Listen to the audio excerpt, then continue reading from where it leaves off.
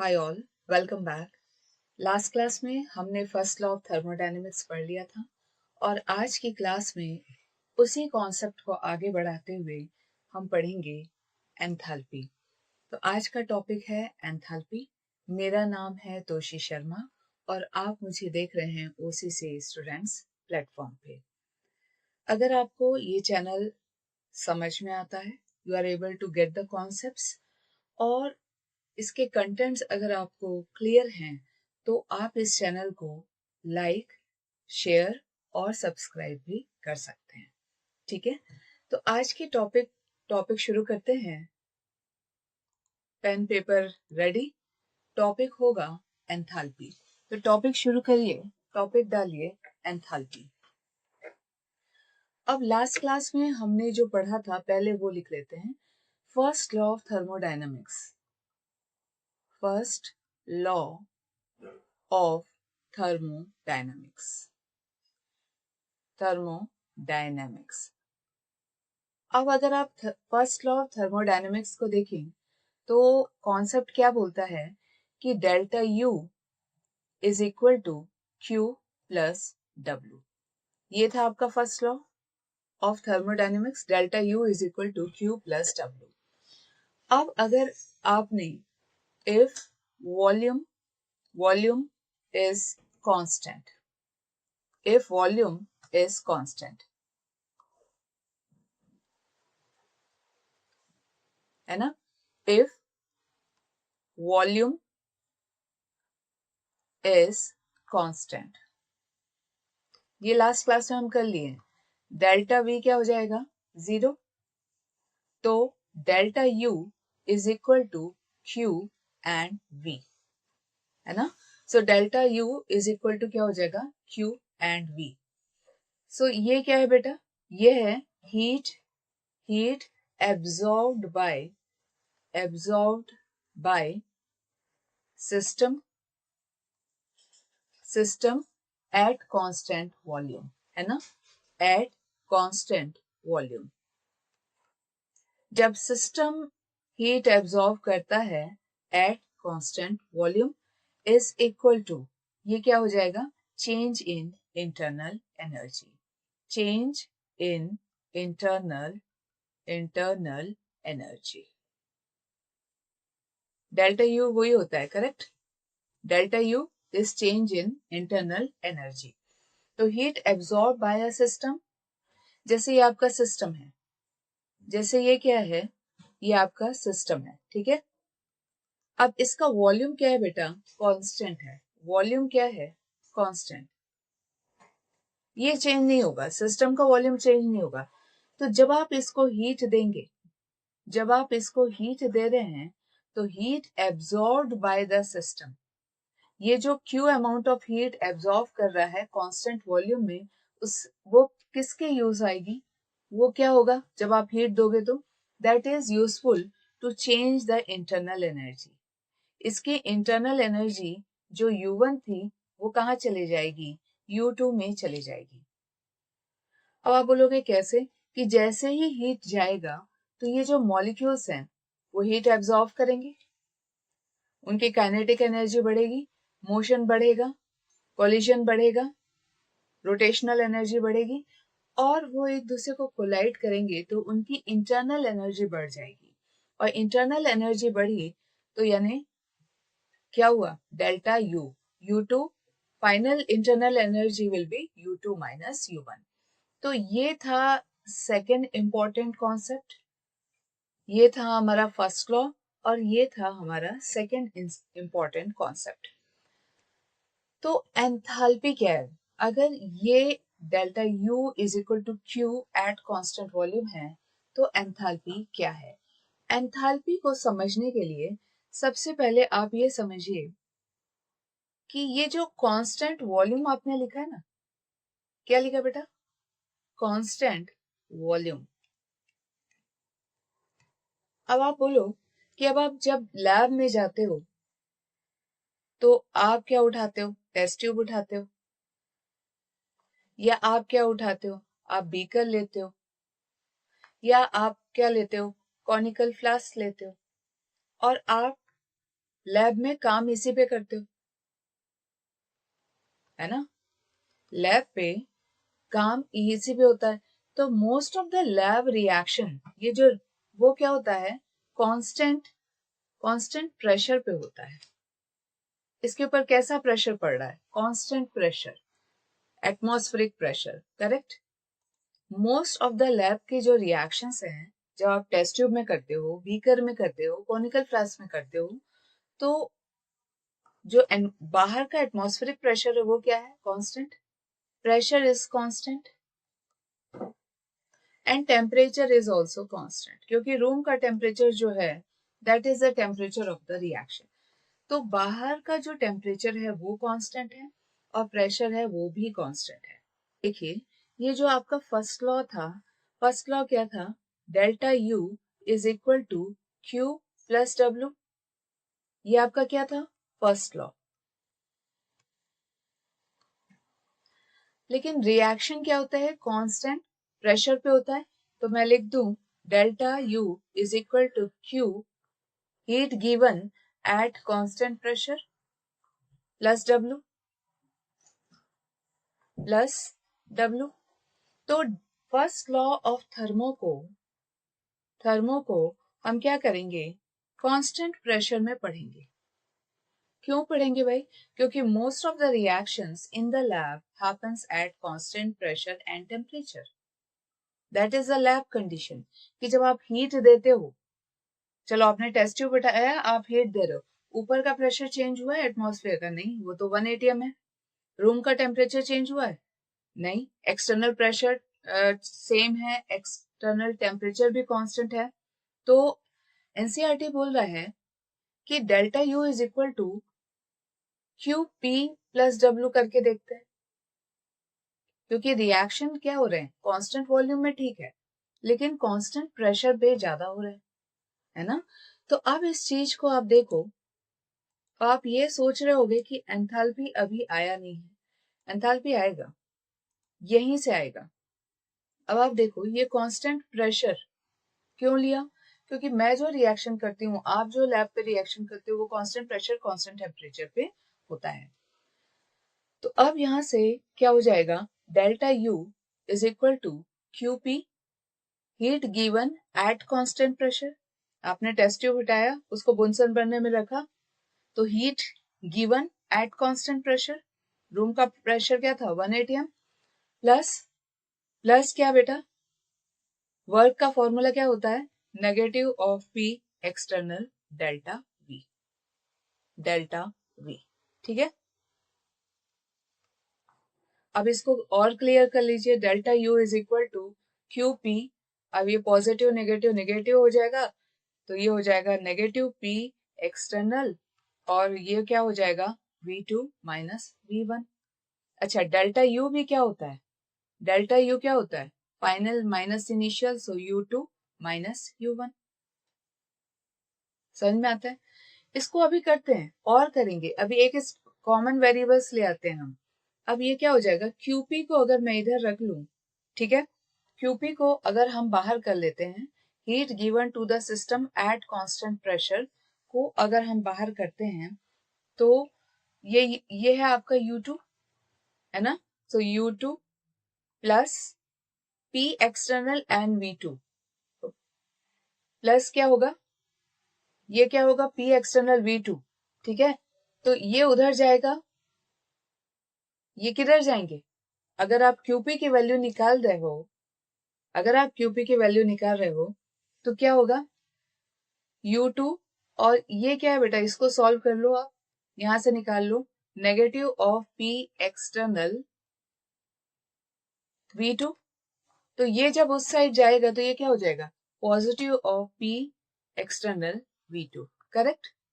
समझ में आता है? अब ये क्या हो गया? नेगेटिव माइनस, अब U2, तो ये क्या है? Negative of P external, negative of V1, है ना? तो ये क्या हो जाएगा? Positive of P external V1। तो यहाँ पे क्या आएगा? U1 and positive of P external V1। एक minute, positive of P external V1। 1। तो आपका फॉर्मूला यहाँ आके रुक जाता है कि इससे आगे अब और हम सॉल्व नहीं कर सकते क्योंकि हमने वेरिएबल्स भी मैच कर लिए है ना। हमने सारे कॉन्सेप्ट मैच करके उसको फाइनल डेस्टिनेशन तक ले आए। अब इसको आप थोड़ा, अब यहाँ से थोड़ा मैं एंथैल्पी इंट्रोड्यूस करूंगी। तो पहले आप देख लो आपने किया क्या है। Heat given to the system at constant pressure, constant pressure किया आपने। Heat given to the system at constant pressure is equal to U2 plus PV2 minus U1 plus PV1। समझ में आता है। अब हम आगे चलते हैं। अब इसके आगे तो भाई सॉल्व हो नहीं रहा। इसके आगे इसको और कॉन्साइज यानी इसको और छोटा क्या आप कर सकते हो, नहीं कर सकते हैं। तो यहां से जरूरत पड़ी एक और वेरिएबल की। यहां से जरूरत क्या पड़ी, एक और वेरिएबल की। मैम मतलब ये है कि आप चलो आप काम कर रहे हो सिस्टम पे, ये है आपका सिस्टम, ठीक है। क्या किस पे काम कर रहे हो, सिस्टम पे, और ये आपका सिस्टम है। अब आप इस सिस्टम पे अगर काम कर रहे हो तो सबसे पहले तो आप क्या लिए, सिस्टम लिए, और फिर उसमें आपने मॉलिक्यूल्स इंट्रोड्यूस किए। गैशियस मॉलिक्यूल हो गए या सॉलिड डाला होगा या लिक्विड डाला होगा। आपने कोई भी बीकर, क्लोज्ड बीकर, जार, जो भी लिया लैब में जाके, तो आपने उसमें सबसे पहले क्या डाला होगा, आपने एटम्स और मॉलिक्यूल्स डाले होंगे, सॉलिड के, लिक्विड के या गैस के। फॉर एग्जांपल मैं मान लेती हूँ हमने गैस के मॉलिक्यूल्स इसमें डाल दिए, ठीक है। अब इसका क्या होगा बेटा, इस गैस मॉलिक्यूल का एक इंटरनल एनर्जी है U, है ना। इस गैस मॉलिक्यूल की इंटरनल एनर्जी है U। अच्छा, इस गैस मॉलिक्यूल का प्रेशर है और इसका एक वॉल्यूम है। तो आपने जब रिएक्शन स्टार्ट किया था तो वो एम्प्टी सिस्टम था। अब आपने उसमें एनर्जीज क्रिएट की हैं बाय इंट्रोड्यूसिंग सॉलिड, लिक्विड और गैस। ये बहुत इंपॉर्टेंट है, इस कॉन्सेप्ट को समझिएगा, ठीक है, रट के नहीं जाना है। तो सबसे पहले आपने जो भी सिस्टम लिया उसने आपने या तो सॉलिड डाला या लिक्विड डाला या गैस डाला, गैशियस मॉलिक्यूल्स डाले। तो अब जब गैस, फॉर एग्जांपल मैंने इसमें गैशियस मॉलिक्यूल डाले तो उसकी एक इंटरनल एनर्जी है तो U, उसका एक प्रेशर है तो P, और उसका वॉल्यूम है तो V। अब ये प्रेशर वॉल्यूम यानी क्या हुआ, ये वर्क। थर्मोडायनेमिक्स में हम प्रेशर वॉल्यूम को किस फॉर्म में देखते हैं, वर्क को किस फॉर्म में देखते हैं, प्रेशर वॉल्यूम के फॉर्म में। तो हमने इस सिस्टम में एनर्जी इंट्रोड्यूस कर दी। तो सबसे पहले अगर मैं बोलूं बेटा कि इसका हीट कंटेंट क्या है, इसका हीट कंटेंट क्या है, तो आप बोलोगे मैडम इसमें इंटरनल एनर्जी है, इसका एक प्रेशर है और इसका वॉल्यूम है ना। कंटेंट, हीट नहीं बोला मैंने, हीट कंटेंट यानी ये जो मॉलिक्यूल्स हैं उनका हीट कंटेंट क्या है। तो आप बोलोगे उसकी इंटरनल एनर्जी, उसका प्रेशर और इनटू उसका वॉल्यूम, करेक्ट। इसी चीज को ग्रीक में, इसी हीट कंटेंट को ग्रीक में एंथैल्पी, हीट कंटेंट को ग्रीक में क्या बोलते हैं, एंथैल्पी, ठीक है। किसी भी सिस्टम की हीट कंटेंट, उसमें ही कंटेंट में सब आ जाते हैं, कंटेंट में सब आ जाएगा कि उसकी इंटरनल एनर्जी क्या है, उस गैस का प्रेशर क्या है, वो कितना वॉल्यूम ऑक्यूपाई कर रहा है, क्योंकि आपने एक सिस्टम क्रिएट किया है। तो अगर लोकल भाषा में बोले या ग्रीक वाले बोलेंगे तो इसका एंथैल्पियन क्या है, तो फिर इसको नाम दे दिया गया enthalpy. H is equal to U plus PV, क्योंकि ग्रीक वर्ड में एंथैल्पियन का मतलब होता था हीट कंटेंट, तो इसको नाम क्या दे दिया गया, एंथैल्पी, और उसको एब्रिविएट किया एच से, एंथैल्पी, और उसको एब्रिविएट किससे कर दिया, एच से उसको एब्रिविएट किया। क्लियर है? तो H इज इक्वल टू क्या हो गया, H इज इक्वल टू क्या हो गया, U प्लस PV। समझ में आता है? समझ में आता है। अब आगे बढ़ते हैं।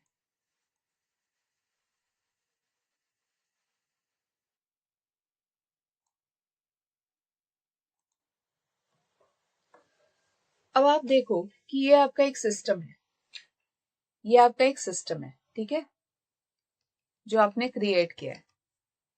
तो उसका एक इंटरनल एनर्जी है, इसको मैं ले लेती हूँ U1, है ना, इसका वॉल्यूम है, इसको मैं ले लेती हूँ V1। अच्छा, इसका प्रेशर कांस्टेंट है, क्योंकि लैब में प्रेशर 1 atm है, आप भी 1 atm में बैठे हो, मैं भी 1 atm प्रेशर में बैठी हूँ। लैब में आप काम करते हो 1 atm में करते हो, और लैब का रूम का टेम्परेचर भी क्या होता है, कांस्टेंट होता है। तो प्रेशर और टेम्परेचर क्या हो गया, कांस्टेंट। अब इस पे अगर आपने कोई भी वर्क किया, हीट दी, तो ये सिस्टम कहाँ पहुंच गया, इसकी इंटरनल एनर्जी किस पे चेंज हो गई, U2 पे, और इसका वॉल्यूम क्या हो गया, V2 हो गया। तो हम मानेंगे कि अभी इसकी एंथैल्पी क्या थी, अभी इसकी एंथैल्पी क्या थी, H1 इज इक्वल टू इसकी इंटरनल एनर्जी U1, है ना, प्लस प्रेशर है कांस्टेंट, और वॉल्यूम इसका है V1, इस सिस्टम का, स्टेट 1 का। और जब इसका H2 क्या हो जाएगा बेटा, H2 इज इक्वल टू किस फॉर्म में लिख रही हूं मैं, एंथैल्पी के फॉर्म में लिख रही हूँ, एंथैल्पी के फॉर्म में इसको लिखिए। तो H2 इज इक्वल टू क्या हो जाएगा, U2, प्रेशर है कांस्टेंट, और वॉल्यूम है V2। ठीक है, अब आप इस रिएक्शन पे आइए जो आपने यहाँ पे किया था, QP, ये वाला रिएक्शन। अब इस रिएक्शन पे देखो कि QP क्या है आपका, यहाँ पे ले आए, QP is equal to U2 plus PV2। अब U2 प्लस PV2 क्या हो गया है, H2, और U1 प्लस PV1 क्या हो गया है, H1। तो U1 PV1 की जगह क्या लिख दूंगी, H1। तो ये क्या हो जाएगा, QP is equal to delta H। QP क्या हो जाएगा, डेल्टा H के बराबर हो जाएगा। सो QP क्या है, heat given to the system, heat given to the system at constant pressure, constant pressure, वो किसके बराबर हो जाएगा, अगर आप किसी सिस्टम को कांस्टेंट प्रेशर में हीट देते हो तो वो किसके बराबर हो जाता है, चेंज इन एंथैल्पी के बराबर हो जाता है, चेंज इन एंथैल्पी।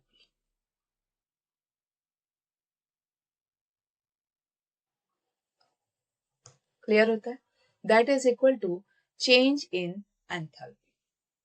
ठीक है, तो इससे समझ में आया कि एंथैल्पी स्टेट फंक्शन है, you can not find H।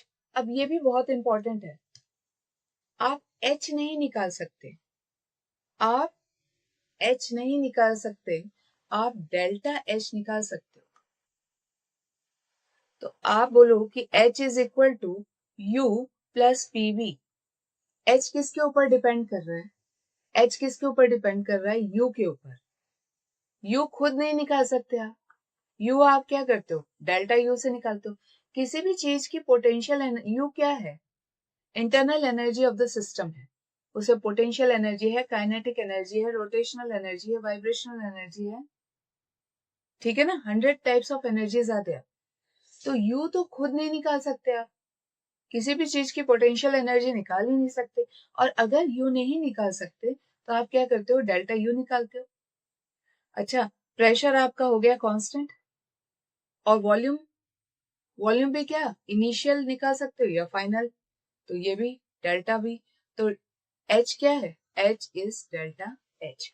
तो एच भी क्या है, ये एक स्टेट फंक्शन है, ये इनिशियल और फाइनल पे डिपेंड करता है। ये क्या है, एक स्टेट फंक्शन है। क्लियर होता है? तो ये लिख लीजिए कि QV heat given to the system at constant volume किसके बराबर था, डेल्टा U, और heat given to the system at constant pressure किसके बराबर है, डेल्टा H। और ये आपने निकाला है फर्स्ट लॉ ऑफ थर्मोडायनेमिक्स से, delta U is equal to Q plus W। इस डिराइवेशन से आपने ये भी निकाला है और ये भी निकाला है। Heat given to the system at constant volume is equal to change in internal energy, है ना?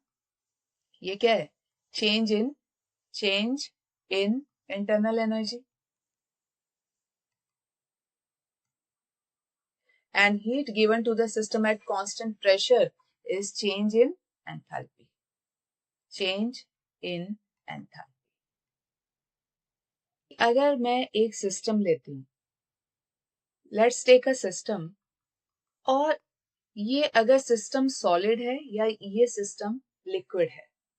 नेक्स्ट टॉपिक एनसीईआरटी का उठा रहे हैं कि अगर सिस्टम आपका सॉलिड है या लिक्विड है तो change in delta H and delta U is not significant.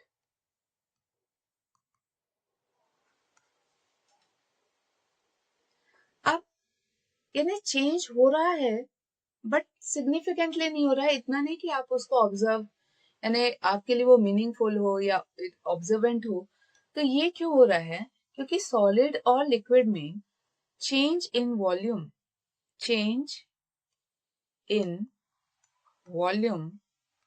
is very less significant on heating. जब आप लिक्विड के साथ काम करते हो, जब आप सॉलिड के साथ काम करते हो और आप जब उसको हीट करते हो, तो उसमें जो चेंज इन वॉल्यूम है वो with respect to time significant नहीं होता। एकदम ऐसा नहीं होता कि वॉल्यूम एकदम से कम हो जाए या सॉलिड या लिक्विड के केस में, करेक्ट। अब यही चीज अगर मैं गैशियस केस में ले लूं, तो अगर हम यही चीज गैशियस के केस में ले लें तो ये एक सिस्टम है, ठीक है, और ये गैशियस है। तो change in delta H and delta U is significant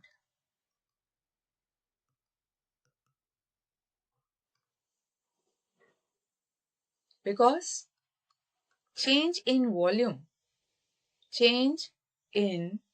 volume is significant.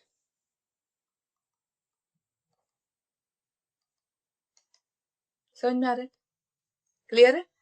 तो अब क्या हो रहा है कि आप अगर सॉलिड और लिक्विड के साथ काम कर रहे हो तो डेल्टा H और डेल्टा U में उतना चेंज नहीं आएगा, लेकिन अगर आप गैशियस मॉलिक्यूल के साथ काम कर रहे हो तो डेल्टा H और डेल्टा U में सिग्निफिकेंटली चेंज आता है। तो उसको हम करके देख लेते हैं।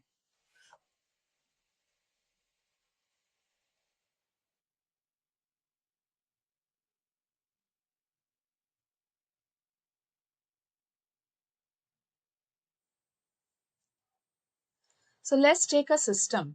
ये एक गैशियस सिस्टम हमने ले लिया है और ये गैशियस मॉलिक्यूल्स हैं, ठीक है ना, इसको क्लोज कर दीजिए, ठीक है।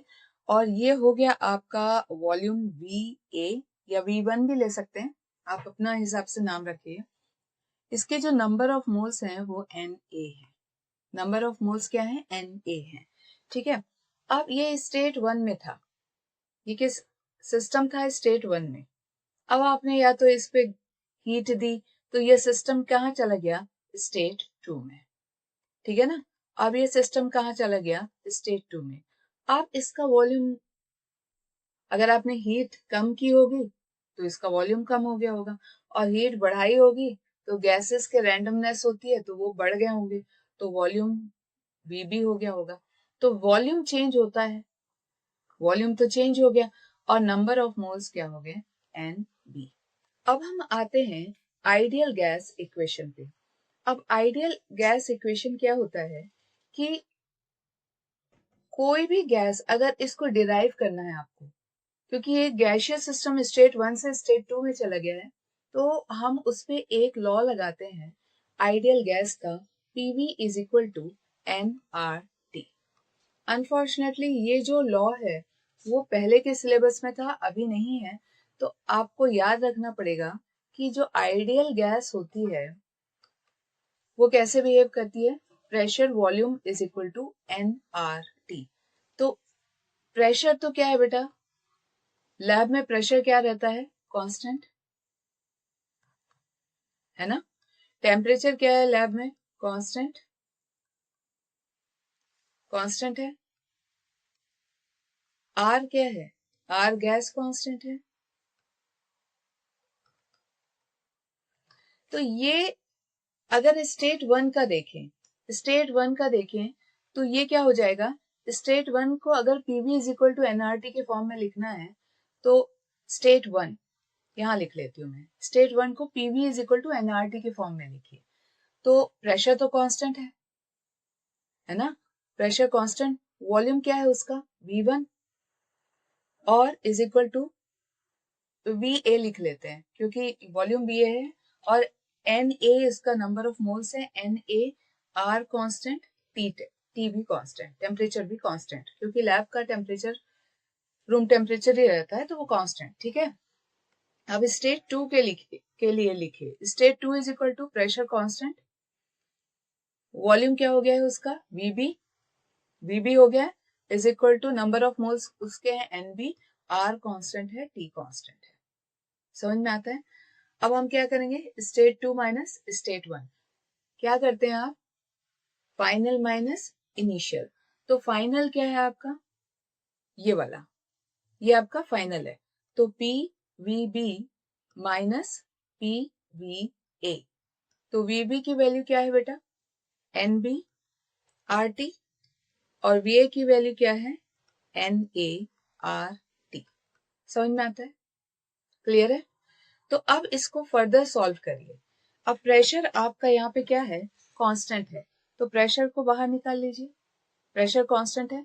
VB minus VA, final minus initial क्या होता है, डेल्टा V, डेल्टा V, ठीक है।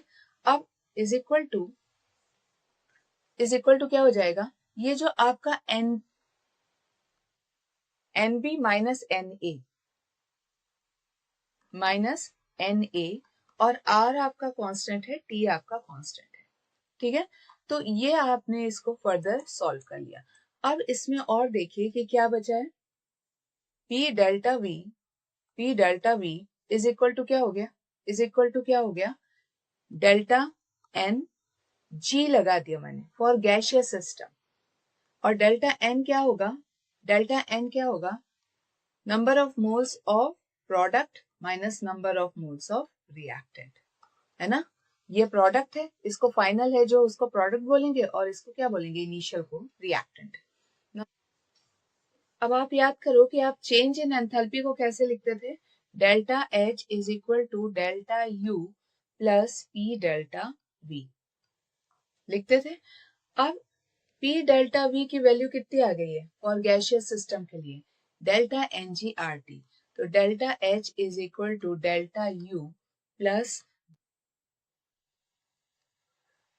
ये जो फॉर्मूला है वो आप लगाएंगे गैसियस सिस्टम के लिए, only for gaseous system, gaseous system. अब इसमें हम डालेंगे लास्ट टॉपिक जो कि आपको याद रखना पड़ेगा और जो कि याद हो भी गया है, इट्स अबाउट एंथैल्पी।